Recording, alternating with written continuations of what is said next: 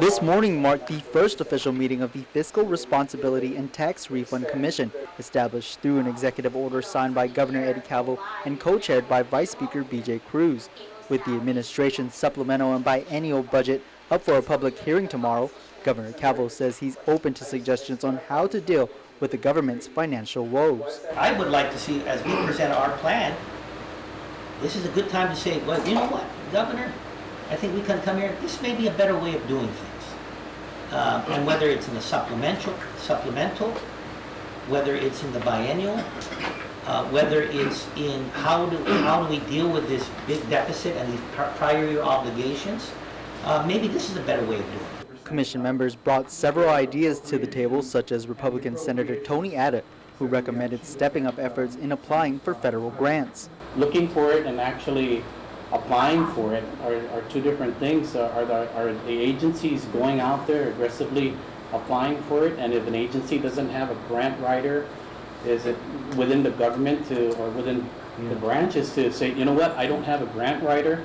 Can I turn to you for help to apply for this grant? Guadalupe officials responded that was actually already taking place and that there is interagency collaboration, as well as efforts have been stepped up at the Guam State Clearinghouse to secure federal dollars. Meanwhile, Vice Speaker B.J. Cruz recommended requiring and ensuring off-island companies like Gov Guam's bond consultants are paying their fair share of taxes.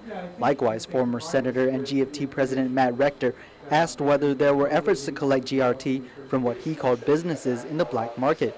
Department of Revenue and Taxation Director John Camacho said he was actually working on a plan to hire either a CPA or legal firm to go after these companies that have been flying under the radar and not paying their taxes.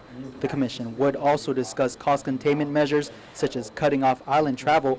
The governor brought up an idea suggesting that rather than the same select few being sent off island for training, the administration is looking into sending trainers here so more Gov Guam employees can be trained. Likewise, Senator Judy Guthard submitted a list of recommendations called the Human Deficit Elimination Plan.